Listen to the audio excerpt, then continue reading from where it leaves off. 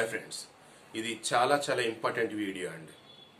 నేను మార్నింగే ఈ న్యూస్ చూసినా సరే మధ్యాహ్నం తెలిసిన డాక్టర్స్ని అడిగి ఆ తర్వాత ఈ టైప్ ఆఫ్ ప్రాబ్లం ఉన్నటువంటి నా ఫ్రెండ్ ఒకరు గుర్తొచ్చి వాళ్ళకి ఫోన్ చేసి మాట్లాడి ఆ తర్వాత క్రాస్ చెక్ అన్ని చేసుకున్న తర్వాతనే ఈ వీడియో నేను మీకు అందిస్తూ ఉన్నాను. మ్యాక్సిమం చాలా తక్కువ డ్యూరేషన్లోనే కంప్లీట్ చేస్తా. వీడియో మాత్రం జాగ్రత్తగా చూడండి. Non alcoholic fatty liver disease ఇది ఈ మధ్య కాలంలో పెరుగుతూ ఉన్నటువంటి కొత్త కేసుల జాబితాలోకి యాడ్ అవుతా ఉంది.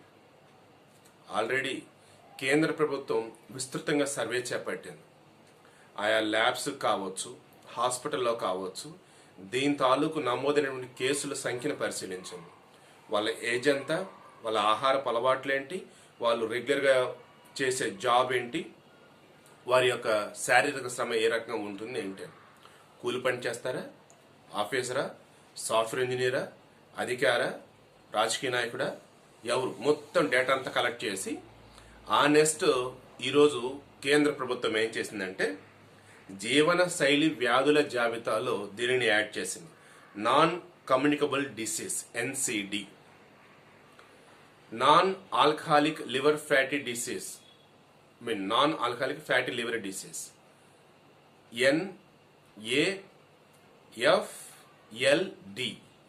NAFLD, non alcoholic fatty liver disease. మీరు నెట్లో కొట్టండి, దీనికి సంబంధించిన డేటా కూడా మీకు వస్తుంది.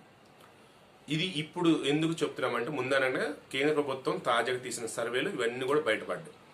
అయితే నేను ఎలా పర్సనల్గా ఇది ఫేస్ చేశాను అన్నప్పుడు మా ఫ్రెండ్లో ఒక అతను ఉన్నాడు.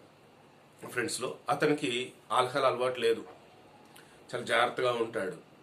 కానీ ఆఫీస్లో ఎప్పుడు జాబు, కూర్చొని సిస్టమ్ ముందు ఏంటంటే అతనికి లివర్గా సంబంధించేసి ఫ్యాట్ అనేది పెరిగింది. So non alcoholic fatty liver disease తనకు వచ్చింది. దాంతో ఇమ్మీడియట్గా అలర్ట్ అయ్యి డాక్టర్ని కలిసి ట్రీట్మెంట్ తీసుకుంటూ ఉన్నాడు. అప్పుడు నాకు అనిపించింది ఏంటంటే ఇదే విషయాన్ని మనం కనుక 10 మందికి చెప్పకపోతే వాళ్ళు కూడా ఇబ్బంది పడే ఛాన్స్ ఉందని చెప్పి నాకు అనిపించింది. అసలు ఇది ఎలా వస్తుంది ఏంటి అన్నప్పుడు సింపుల్ అండి. మనం తీసుకునే ఫుడ్డే విపరీతమైన కొవ్వున్న పదార్థాలు తీసుకుంటాం, బాగా ఆయిల్ ఫుడ్, బయట వచ్చేసి జంక్ ఫుడ్, పిజ్జాలు, బర్గర్లు, అవి ఇవి ఏవి దొరికితే అవి వేస్తూనే ఉంటాం కడుపులో. మందేముందండి, నాలుకేమో రుచి, కడుపేమో ఫుల్ అయితే చాలు. బట్ బాడీలో ఉన్న పార్ట్స్ ఏమవ్వాలి? అదే ఈ non alcoholic fatty liver disease సంబంధించి ఒకటి. నెంబర్ 2, ఎక్సర్సైజ్ చెయ్యం. గతంలో మ్యాక్సిమం అందరూ కూడా సైకిళ్ళు ఉండేవి. సో సైకిల్ ఎక్సర్సైజ్ చేస్తూ ఉండేవాళ్ళు. ఆ టైంలో చాలా తక్కువ రోగాలు ఉండేవి. లేదా వాకింగ్, నడుస్తూ ఉండేవాళ్ళు ఎక్కువగా, ఆ పని మీద ఈ పని మీద. ఇప్పుడు ఏముంది, ఇక్కడి నుంచి ఆడకెళ్దామన్నా సరే బండి తీసేవాళ్ళు ఉన్నారు, ఇక్కడి నుంచి ఆడకెళ్దామన్నా సరే ఆటోలు, ఊబరు, ఓలాలు, అవన్నీ ఇవన్నీ ఏవో ఒకటి, including myself also. But లక్కీలు ఇంట్లో కూర్చున్న ట్రెడ్మిల్ ఉంది, దాని మీద ఏదో ఒకటి చేసుకుంటా ఉంటా. అండ్ ఎప్పుడన్నా వీలున్నప్పుడు బయట అటు ఇటు తిరుగులాడుతూ ఉంటా. ఉదయమో సాయంత్రమో మధ్యాహ్నం ఏదో ఒకటి నడుస్తానికి ఎక్కువ ప్రయారిటీ ఇస్తూ ఉంటా. సరే, సో శారీరక శ్రమ లేకపోవటం అండ్ ఫుడ్ హ్యాబిట్స్ మరికొన్ని ఈ టైప్ ఆఫ్ ల్యాండ్. ఈ వేలో దాదాపు భారతదేశంలో 9 నుంచి 32% మందికి ఇప్పుడు ఈ non alcoholic fatty liver disease అనేది వస్తూ ఉందట. 9% గతంలో ఉంటే 32% వెళ్ళిందంటే మీరు అబ్జర్వ్ చేయండి ఇంకా ఏ రేంజ్లో పెరుగుతూ వెళ్ళిందో. తర్వాత ఈ ప్రాబ్లం కనుక వచ్చినట్టయితే ఏం చేయాలి? ఫస్ట్ ఇమీడియట్గా డాక్టర్ని కన్సల్ట్ అవ్వాలి. అసలు ప్రాబ్లం ఉన్నట్టుగా ఎలా తెలుసు? ఇదొకటి మెయిన్ పాయింట్ ఇక్కడ. మీకు ఈ ప్రాబ్లం ఉన్నట్టుగా స్టార్టింగ్ స్టేజ్లో తెలీదు. ఇదొకటి నాకు కొంచెం బాధ అనిపించింది.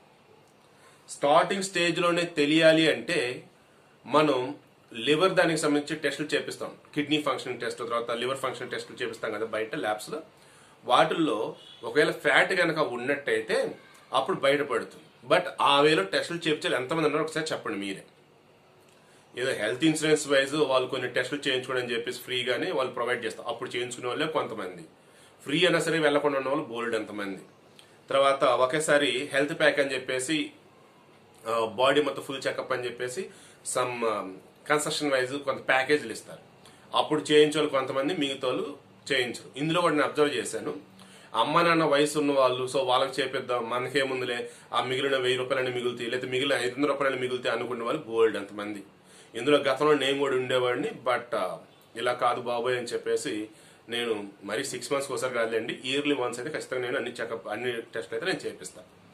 ఎందుకంటే గతంలో ఆల్రెడీ ఒకసారి ఇబ్బంది పడున్నాను కాబట్టి. నాకేం అలవాట్లు అయినా సరే నాకేంటారు బాబు తిప్పులు అని చెప్పేసి నాకు రిలీజ్ అయిన తర్వాత అప్పుడు చేస్తే తెలిసిందనమాట. ఇంకా ఆ తర్వాత బాడీని ఎప్పుడు కూడా రెస్ట్ మోడ్ అనేది కాకుండా దాన్ని ఎప్పుడు కూడా ఎక్సర్సైజ్ వార్మప్ లైక్ ఈ వేళ చేస్తూ ఉంటాను.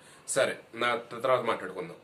బట్ నేను నా విషయం గురించి చెప్పినప్పుడు కూడా ఆ వేలో ఉంటే బాగుంది దాని వేలో చెప్తుంది తప్ప డబ్బా కాదండి, ఓకేనా ప్లీజ్.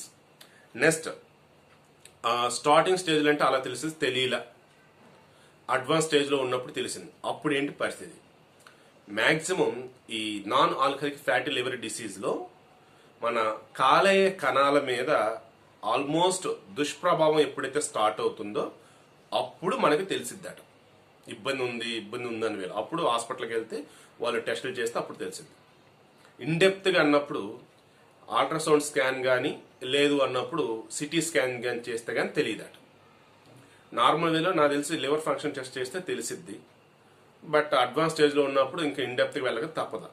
తర్వాత మనకి జనరల్గానే 20 నుంచి 30% మందికి ఈ లివర్ మీద ఈ ఫ్యాట్ అనేది ఉంటూ ఉందట. 20 నుంచి 30% మందికి లివర్ మీద ఫ్యాట్ అనేది ఉంటూనే ఉంది. కానీ అది నాన్ ఆల్కహాలిక్ ఫ్యాటీ లివర్ డిసీజ్గా మారుతున్నది మాత్రం ఈ మధ్యకాలంలో పెరుగుతూ ఉంది.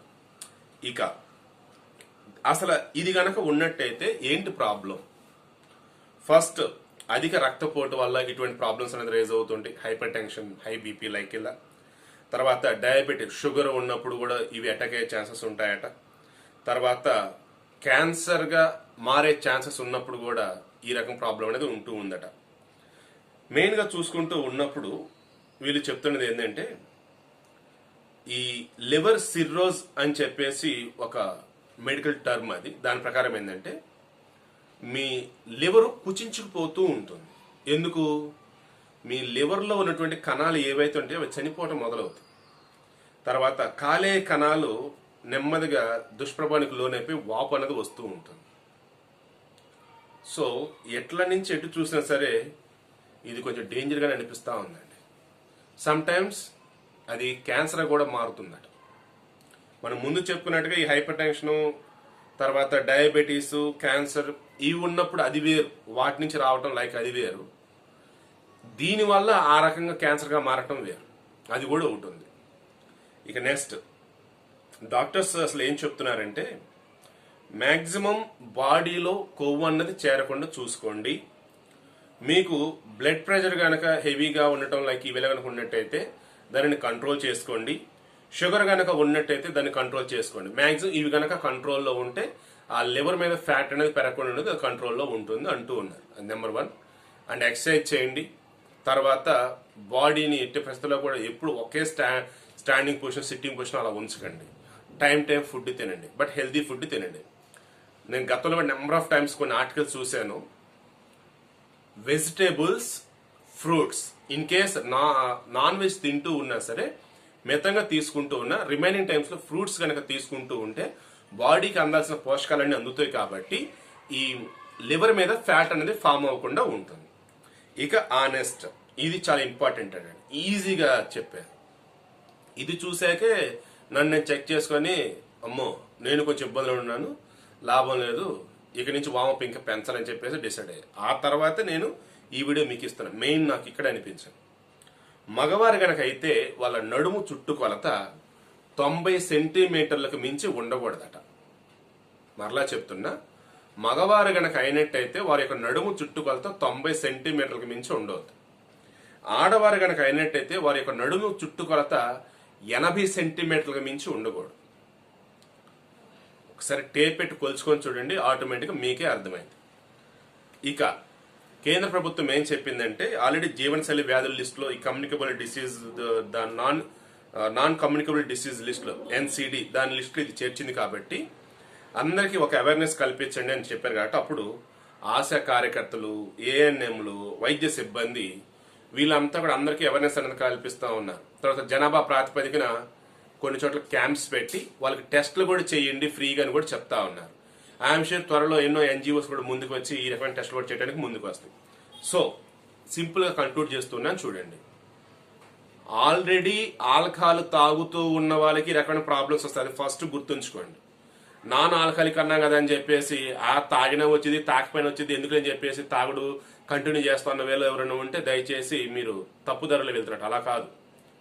తాగిన వాళ్ళకి కూడా వస్తుంది అంటే తాగిన వాళ్ళకి ఇంకా ఏ రేంజ్లో ఉంటుందో ఆలోచించండి అని అర్థం, అంతే. అది గుర్తుంచుకోండి. సో ఫస్ట్ థింగ్, దీని నుంచి ఇక మీదట బయటపడాలి అంటే ఖచ్చితంగా ఫుడ్, ఎక్సర్సైజ్, అదేవిధంగా సరైన నిద్ర లైక్ ఈ వేలో ఉంది. ఒకవేళ బాగా లివర్ డ్యామేజ్ అయింది అప్పుడు ఏంటి? డాక్టర్స్ ఏం చెప్తున్నారంటే బాగా డ్యామేజ్ అయితే అప్పుడు లివర్ మార్పిడి చికిత్స చేయడానికి పాసిబిలిటీ ఉంది. 15 నుంచి 20 లక్షల రూపాయలు ఖర్చు అవుతుంది. మళ్ళీ మీకు లివర్ వేరే డొనేట్ చేయాలి.